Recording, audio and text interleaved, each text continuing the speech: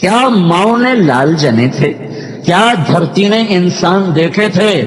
آج تک دنیا ایسا بادشاہ نہ دکھا سکی جو 22 لاکھ مربع میل پہ حکومت کر کے مسجد میں جھاڑو دے رہا ہو، جو 22 لاکھ مربع میل پر حکومت کر کے پانی کی مشق کندھے پہ اٹھا کے بیوہ عورتوں کے گھر میں گھڑوں میں پانی بھرنے جا رہا ہو۔ امیر المومنین کہاں جا رہے ہو؟ فلاں اماں کے گھڑے میں پانی بھرنے جا رہا ہوں، فلاں کے گھر میں پانی بھرنے جا رہا ہوں۔ 22 لاکھ مربع میل پہ حکومت کر کے دھرتی نے ایسا بادشاہ نہیں دیکھا جو اونٹ چراتا پھر رہا ہو، اور جو بیت المال کا اونٹ گم ہوا، چولے کو باندھا اور دوڑ لگائی، آگے احنف بن قیس ملے، ارے کہاں جا رہے ہو امیر المومنین؟ کہ تو بھی آجا، بیت المال کا اونٹ گم ہو گیا ہے، مل کے تلاش کریں۔ پتہ نہیں کتنے مسلمانوں کا اس میں حصہ ہے۔ دھرتی ایسا بادشاہ نہ دکھا سکے گی، نہ دکھا سکے گی، کوئی ایسا آیا ہی نہیں ہے کہ جو اتنی بڑی سلطنت کا مالک ہو اور کیکر کے درخت کے نیچے بغیر پیروں پہ سو رہا ہو۔ یہ ہمارے چھوٹے چھوٹے حکمران، ووٹوں کے ذریعے سے کرسیوں پر بیٹھنے والے، ان بے وقوفوں کے آگے بھی پیرے، پیچھے بھی پیرے، دائیں بھی پیرے، بائیں بھی پیرے، اوپر بھی پیرے، ان کی گاڑیاں بھی بلٹ پروف، یہ پھر بھی ڈرتے ڈرتے جا رہے کہ انہوں نے ظلم کیا، یہ اپنی ذات میں خوف زدہ ہو گئے۔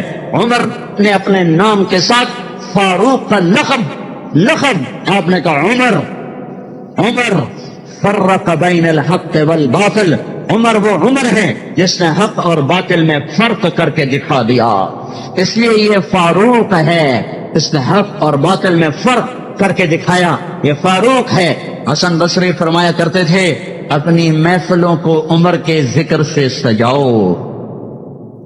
حضرت عائشہ فرمایا کرتی تھی عمر کے تذکرے کیا کرو کہ جب عمر کا تذکرہ ہوتا ہے تو عدل کا تذکرہ ہوتا ہے، جب عدل کا تذکرہ ہوتا ہے تو اللہ کا تذکرہ ہوتا ہے۔ کہ ہم عائشہ رضی اللہ تعالیٰ عنہ فرمایا کرتی تھی اتنے بڑی سلطنت پر حکومت کرنے کے بعد اللہ کی راہ میں جانے والے مجاہدین کے گھر گیا کھڑا ہوا ہے، دروازے پہ دستک دے رہا ہے، بیٹی کوئی بازار سے سودا لینا ہو تو مجھے بتاؤ، تیرے گھر والا تو اللہ کی راہ میں ہے، میں تمہارے گھر کا سودا لے آؤں، کیا کیا چیز چاہیے؟ تم نے اپنے خامن کو خط لکھنا ہوگا، تم تو لکھنا نہیں جانتی، مجھے بتاؤ میں تیرے خامن کو تیری طرف سے خط لکھوں۔ اما تیرا بیٹا اللہ کی راہ میں گیا ہوا ہے، مجھے بتا میں تیرے بیٹے کے نام تیری طرف سے خط لکھوں۔ اتنی بڑی جس کے سامنے کیسر اور کسرا زیر و زبر ہو گئے، کج کلا، وہ زمین میں جاتے تہ خاک میں وہ سارے ہیرے لال جواہر، وہ زمین میں لوٹ پوٹ کرنے والا، کسرا کے تخت کو توڑنے والا اور روم کی طاقت کو توڑنے والا، آل ساسان کی طاقت کو توڑنے والا اور نوشیروان کے خزانے مدینے میں لانے والا اور خسرو پرویز کے خزانے مدینے میں لانے والا اور رومت الکبرى کے خزانے مدینے میں لانے والا خود اپنے کرتے میں 14 پیوند لے کے چل رہا ہے۔ 14 پیوند کے ساتھ کرتا ہے، مہینے میں 1 دن گوشت کھاتے تھے، وہ روٹی کھاتے تھے کہ عام آدمی فلک کے نیچے نہیں لے جا سکتا تھا۔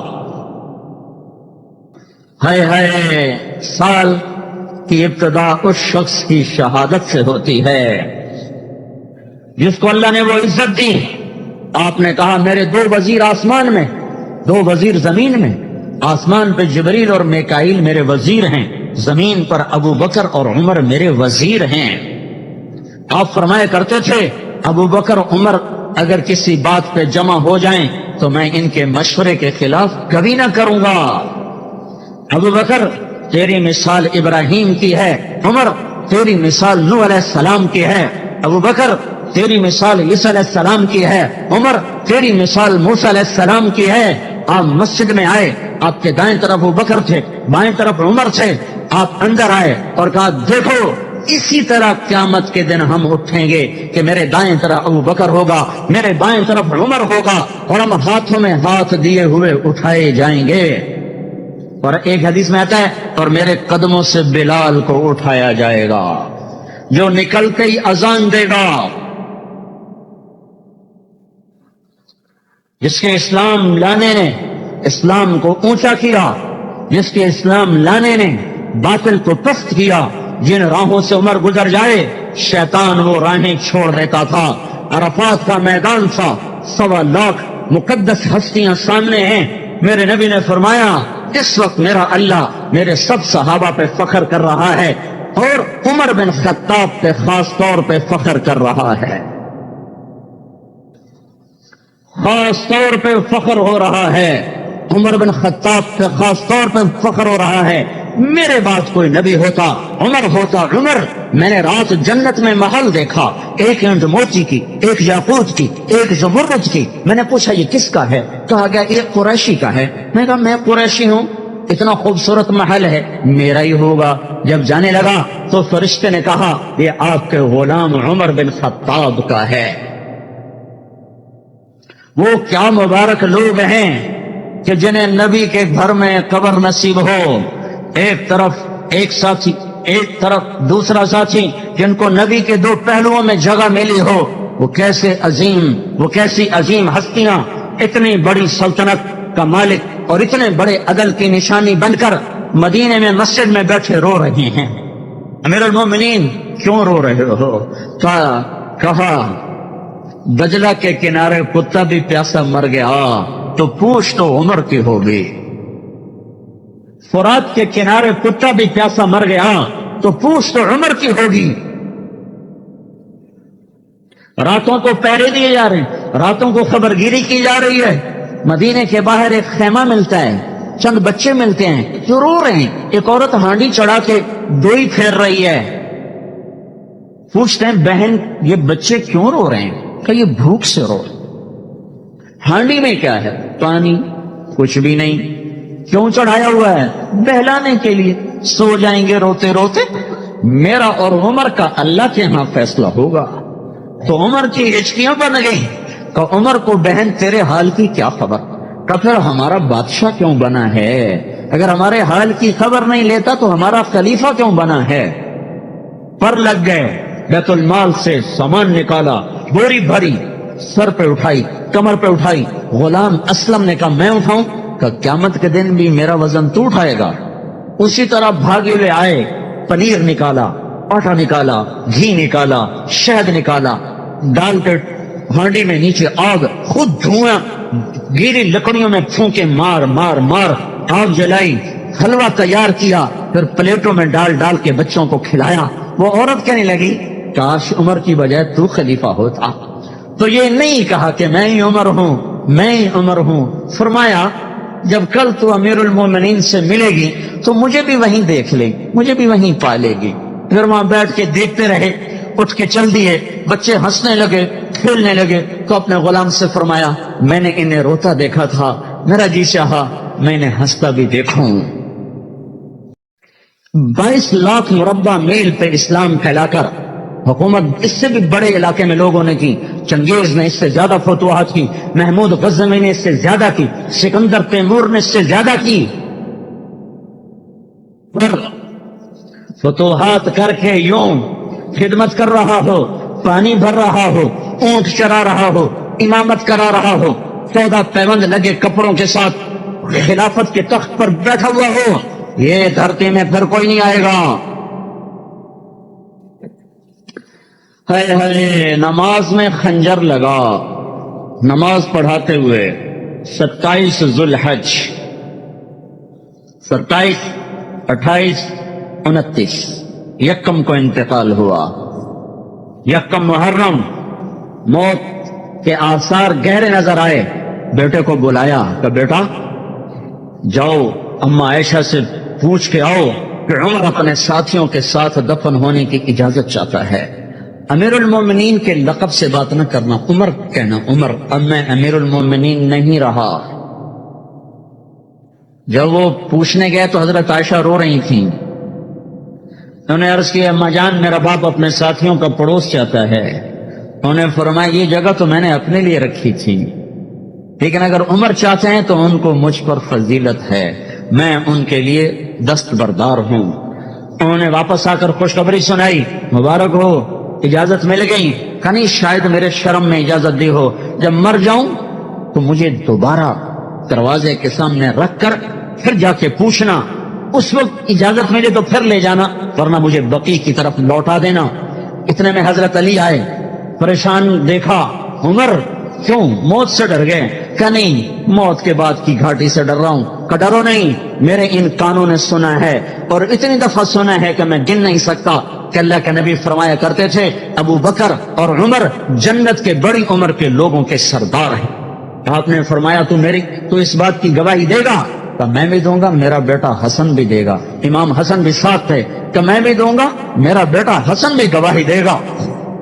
پھر بھی ہائے ہائے، جو جنت کی بشارتیں لیے ہوئے ہیں، 10 مبشرہ، ابو بکر جنتی، عمر جنتی، عثمان جنتی، علی جنتی، طلحہ جنتی، زبیر جنتی، ابو عبد الرحمن بن عوف جنتی، ابو عبیدہ بن جراح جنتی، سعید بن زید جنتی۔ آپ نے نام لے کر گنے، نام لے کر گن کر کہا، سنو ابو بکر جنتی ہے، عمر جنتی ہے، عثمان جنتی ہے، علی جنتی ہے، طلحہ جنتی ہے، زبیر جنتی ہے، سعد بن ابی وقاص جنتی ہے، عبد الرحمن بن عوف جنتی ہے، ابو عبیدہ بن جراح جنتی ہے، سعید بن زید جنتی ہے۔ میں ان سے راضی ہوں، لوگوں ان کا حق پہچانو، میں ان سے راضی ہوں، میں ان سے راضی ہوں۔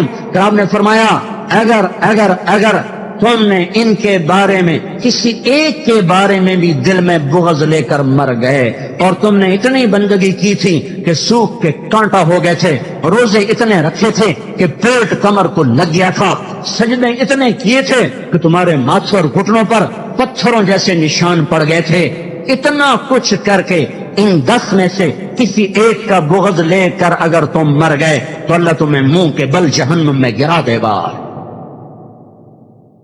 لوگوں میں ان سے راضی ہوں، ان کا حق پہچانو، جن کو اللہ بھی رضا کے پروانے دے رہا ہو، جن کو اللہ کا رسول رضا کے پروانے دے رہا ہو، جن کو وزارت کا شرف مل چکا ہو، نبی کے پہلو میں قبر جنتی بننے کا اعلان ہو چکا ہو، وہ موت پر کیا کہہ رہا ہے؟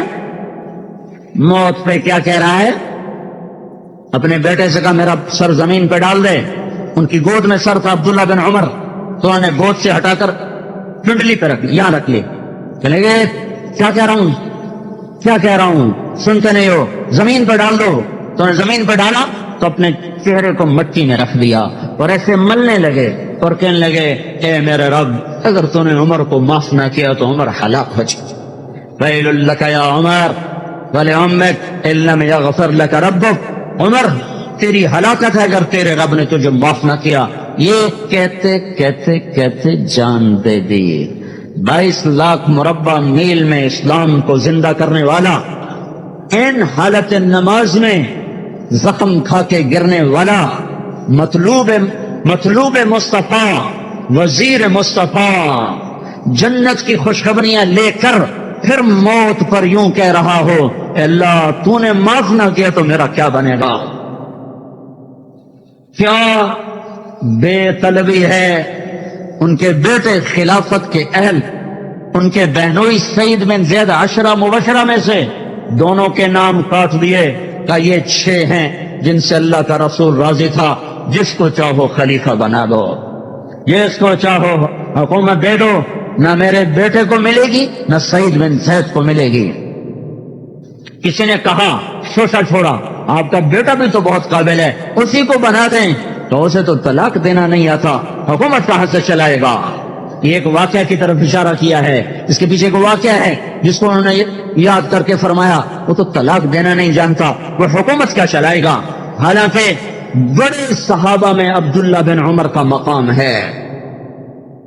ہائے ہائے، جنازہ صہیب رومی نے پڑھایا، دروازے کے سامنے لا کے رکھ دیا گیا، سب لوگ جنازے کے ساتھ کھڑے ہو گئے، عبداللہ بن عمر اکیلے آگے گئے، دروازے پر دستک دی کہ اما جان، میرا باپ عمر بن خطاب دروازے پہ حاضر ہو چکا ہے، اندر آنے کی اجازت چاہتا ہے۔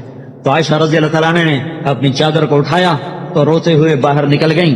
پھر لوگ اندر داخل ہوئے، قبر کھودی گئی، قبر کھودتے ہوئے عبداللہ بن عباس بھی قبر کے کھودنے میں شریک تھے، تو کہتے میرے کندھے پہ کسی نے ہاتھ رکھا، میں نے پیچھے مڑ کے دیکھا تو علی رضی اللہ تعالیٰ عنہ کھڑے رو رہے تھے اور فرما رہے تھے مجھے پتا تھا تو یہیں آئے گا، یہاں تیرے سوا کوئی نہیں آ سکتا۔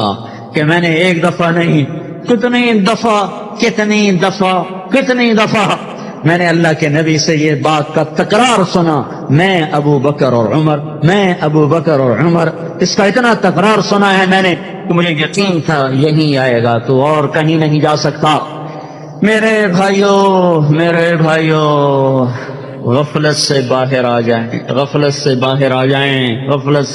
جائیں، یہ دھوکے کا گھر، یہ مچھر کا پر، یہ مکڑی کا جالا، یہ دنیا کہیں ہمیں ہلاک نہ کر دے۔ ان لوگوں کو سامنے رکھ کے زندگی گزارو جنہوں نے اللہ کو راضی کیا، اس کے رسول کو راضی کیا، کلمہ حق کو بلند کیا، خیر کے ذریعہ بنے، شر کے مٹانے والے بنے، اور دنیا میں مرنے کے بعد بھی ان کے تذکرے ہدایت کا سامان بنے، ان کے تذکرے روشنی کا مینار بنے۔ ان کے پیچھے چلو، مغرب کے اندھیروں کی طرف مت دوڑو، وہاں تو سورج بھی ڈوب جاتا ہے، مغرب میں تو سورج بھی ڈوب جاتا ہے، اور تمہیں پکار کے کہتا ہے مغرب کی طرف نہ آنا، ادھر اندھیرا ہے، میں یہاں گم ہو گیا، تم کون سا سراغ ڈھونڈنے آئے ہو؟ دوڑو اللہ اس کے رسول کی پاک زندگی کی طرف، اس کے پاک صحابہ کی زندگی کی طرف، جن کو اللہ نے مرنے سے پہلے جنت ہاتھ میں دے دی، جنت کی بشارت دے دی۔